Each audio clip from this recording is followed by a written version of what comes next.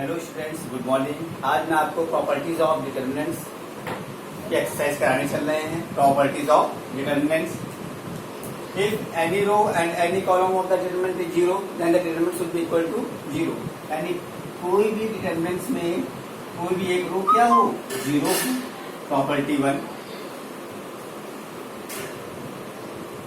A1 B1 C1 A2 B2 C2 any row and any column of the determinant is zero, then the determinant should be equal to zero. Any row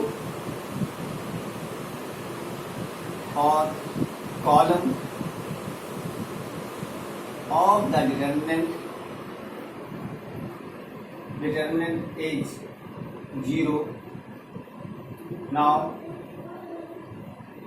determinant should be equal to zero. क्या हो जाएगा, zero हो जाएगा। Property to,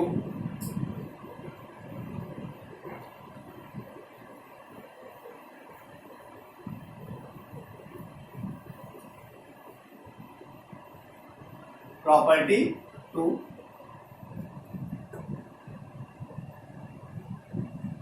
अगर हम किसी भी determinants में एक रो या एक कॉलम को इंटरचेंज करें, now this A1 B1 C1 A2 B2 C2 and A3 B3 C3. Now first row is changed to second row. इसमें क्या हो जाएगा, R1 is interchange with R2. R1 R2 को इंटरचेंज अगर करते हैं तो यहाँ पर साइन क्या हो जाएगा, minus A2 B2 and C2 A1 B1 C1 and A3 B3 and C3। इसका मतलब क्या हुआ, अगर किसी भी दो रो या दो कॉलम्स को आपस में इंटरचेंज कर दें, नाउ चेंज एनी टू रो और column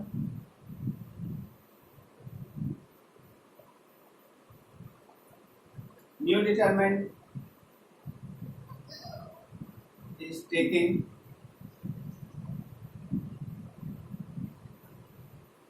minus sign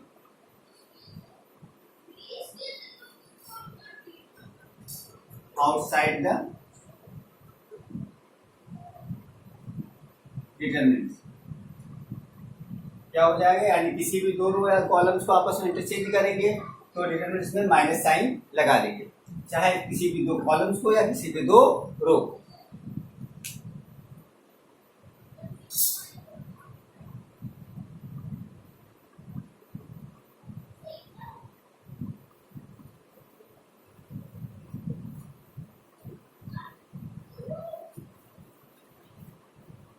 property three,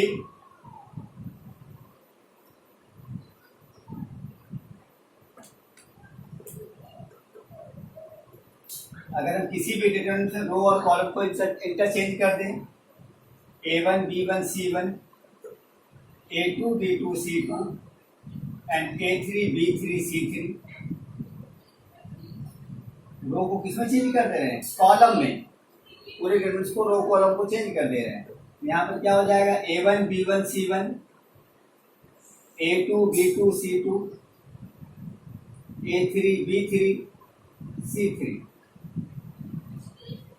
तो इसलिए डिटरमिनेंट्स में कोई भी चेंजेस नहीं होंगे। Determinant should be remain same. Change row to column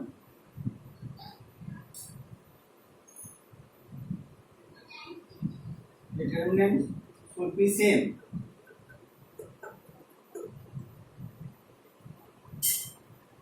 value of determinant should be same. Value of determinant should be same.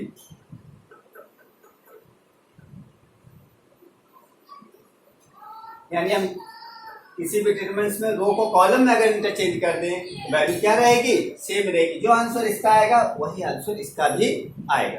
This is property number three.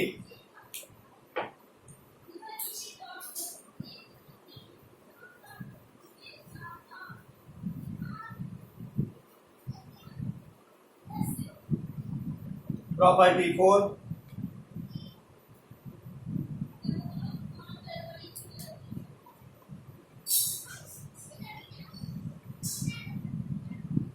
अगर कोई भी दो रो या दो कॉलम्स क्या हो, आइडेंटिकल हो, यानी A1 B1 C1 and A1 B1 C1 and A2 B2 C2.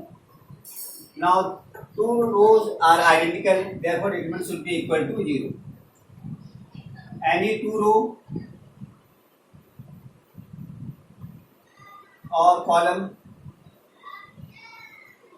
are identical, determinant should be equal to 0. अगर कोई भी दो रो या दो कॉलम्स आपस में क्या हो, आइडेंटिकल हो, तो डिटरमिनेंट्स की वैल्यू क्या हो जाएगी, सेम हो जाएगी.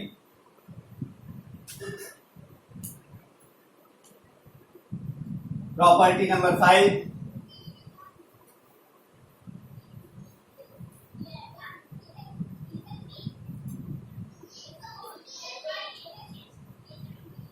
अगर किसी भी डिटरमिनेंट्स में A1 B1 C1 k times of A2 k times of B2 and k times of C2. Now A3 B3 C3. हम किसी भी डिटरमिनेंट्स में किसी भी स्केलर से किसी भी रो या किसी भी कॉलम में मल्टीप्लाई या डिवाइड कर सकते हैं. यानी इसका मतलब क्या हुआ, टेकिंग फॉर ए के A1 B1 C1 and k A2 B2 C2 and A3 B3 C3. Now new determinants यानी delta T is equal to k times of, यानी न्यू डिटरमिनेंट जो हो जाएगा k times of original determinants के equal हो जाएगा. This is property number 5.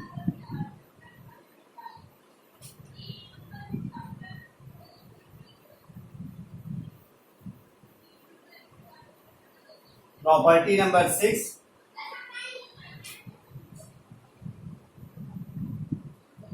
अगर किसी भी डिटरमिनेंट्स में किसी भी नंबर से अगर मल्टीप्लाई किया जाए, A1 plus x1 A2 plus x2 and A3 plus x3, B1 B2 and B3, C1 C2 and C3. तो यहाँ हम लोग किसी भी डिटरमिनेंट्स को सम ऑफ टू मोर डिटरमिनेंट्स में लिख सकते हैं. कैसे, A1 B1 C1 A2 B2 C2 and A3 B3 C3 plus x1 x2 x3 B1 B2 B3 and C1 C2 and C3. यानी किसी भी डिटरमिनेंट्स को हम लोग टू मोर डिटरमिनेंट्स में स्प्लिट कर सकते हैं. Now determinant should be splitting into और more determinants. Determinant should be splitting two or more determinants. यानी किसी भी डिटरमिनेंट्स को हम लोग टू और मोर डिटरमिनेंट्स में क्या कर सकते हैं, स्प्लिट कर सकते हैं. This is property number 6. Now property number 7,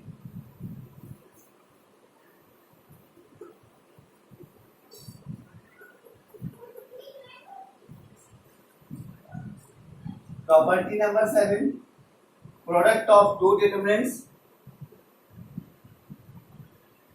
A1 B1 C1 A2 B2 C2 and A3 B3 C3. Product of determinants into alpha 1 beta 1 gamma 1, alpha 2 beta 2 gamma 2, alpha 3 beta 3 gamma 3.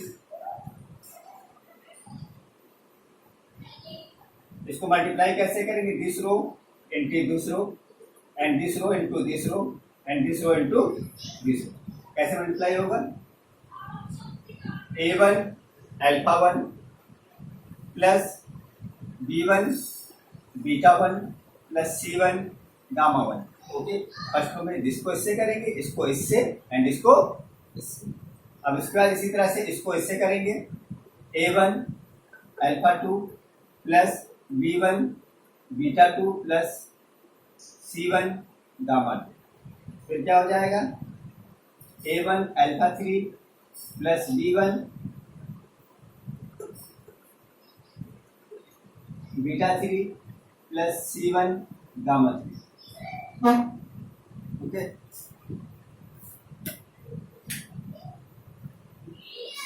अब इसी तरह से second row को करेंगे multiply, A2 alpha 1 plus B2 beta 1 plus C2 gamma 1 and A2 alpha 2 plus B2 beta 2 plus C2 gamma 2। A2 alpha 3 plus B2 beta 3 plus C2 gamma 3। अब इसी तरह से थर्ड रो से कर देंगे तीनों में। कैसे करेंगे, A3 alpha 1 plus B3 beta 1 plus C3 gamma 1।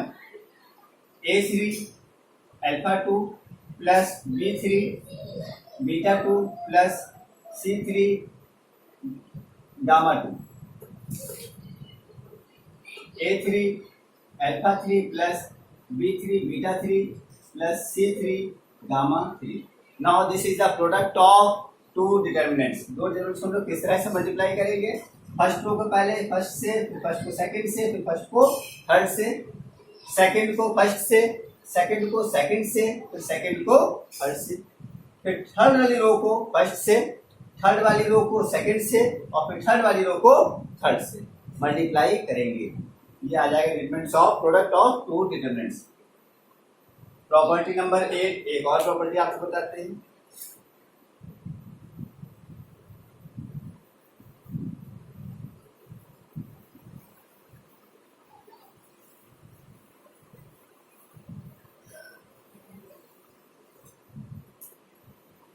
अगर कोई भी डिटरमिनेंट्स अगर गिवन है A1 B1 C1 0 B2 C2 0 0 C3, किसी भी डिटरमिनेंट्स में अगर डायगोनल के एक तरफ सारे जीरो हैं तो डिटरमिनेंट्स की वैल्यू क्या हो जाएगी, नाउ A1 B2 C2 क्या हो जाएगी, डायगोनल्स में जो भी element. This is property number 8। Now अब आपको हम प्रॉपर्टीज के क्वेश्चंस बताने चल रहे हैं। Exercise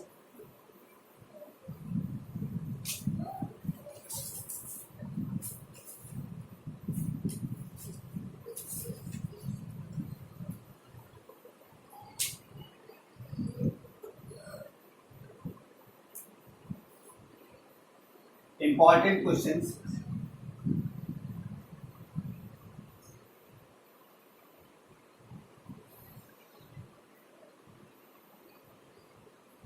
OPM class 12 determinants.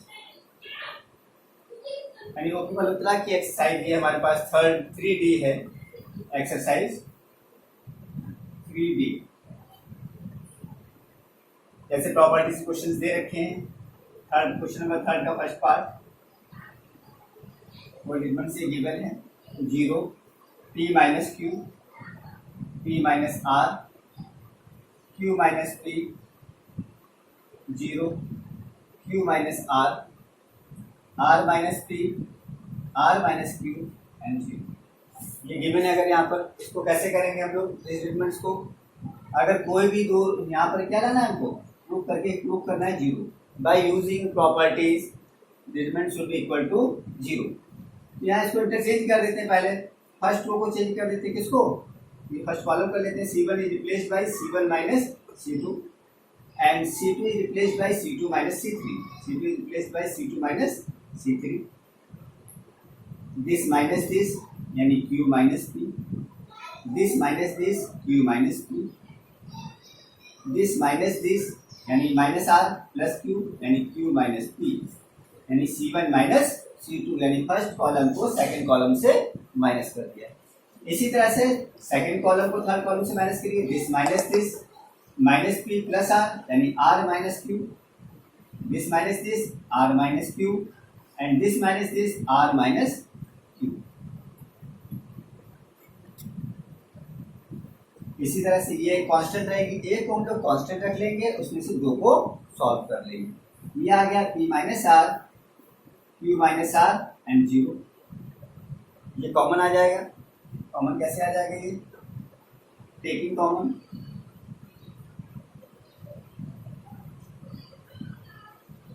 Q minus P in C1 and R minus Q in C2।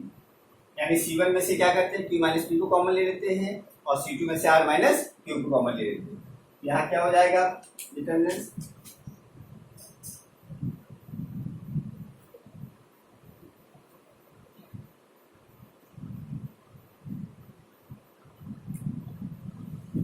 Q minus P R minus Q 1 1 1 1 1 1 P minus R Q minus R and zero.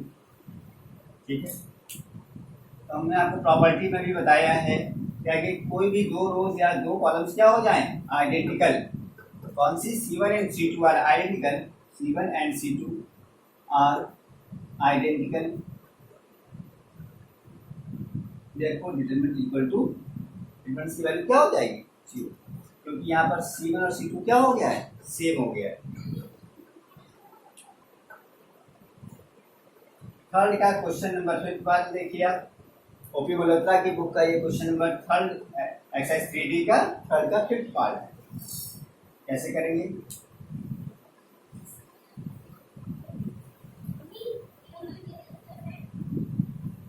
Specially for ISC।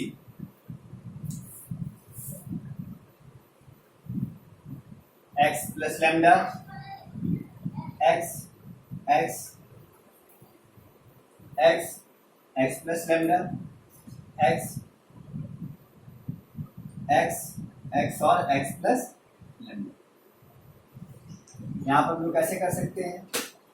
Prove that, क्या prove करना है? Lambda square into 3x plus lambda prove करना है। यहाँ पर हम लोग इसको तीनों को ऐड कर देते हैं, C1 को रिप्लेस कर देते हैं। C1 is replaced by C1 plus C2 plus C3। First column को रिप्लेस करके क्या कर देते हैं? तीनों को ऐड कर देते हैं। नाउ x कितना हो गया? 3x plus lambda.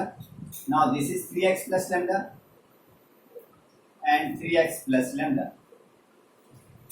इसको सेम ऐसे ही रहने दीजिए, x plus lambda x and x plus lambda. ये कॉमन आ जाएगा, taking common C1, taking common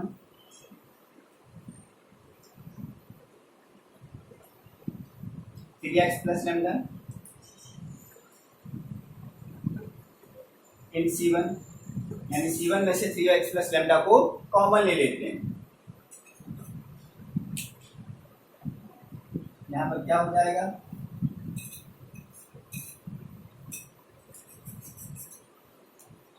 x plus lambda को बाहर लिख लीजिए, ये हो जाएगा 1 1 1 x plus lambda x and x plus lambda. ये हो गया। ठीक है,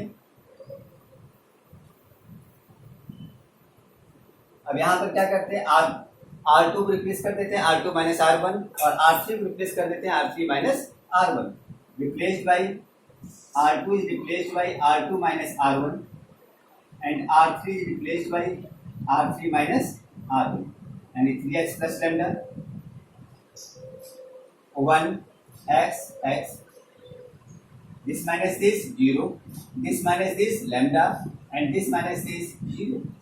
Okay, this minus this 0, this minus this 0 and this minus this lambda। आपको तुमने प्रॉपर्टी बताया था कि अगर किसी भी डायगोनल एलिमेंट्स के एक साइड सारे जीरो अगर आ रहे हों तो आंसर क्या हो जाएगा? Now this into this this is lambda square 3x plus lambda by using property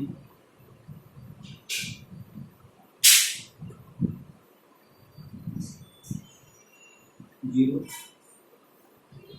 और zero in diagonal element.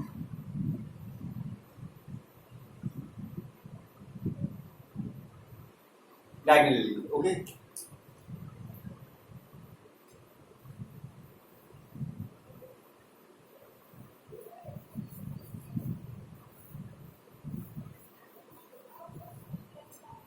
Question number next देखिए, इसके बाद सिंपल सा क्वेश्चन है, क्वेश्चन नंबर 6। ये वहाँ साफ अंधेरे में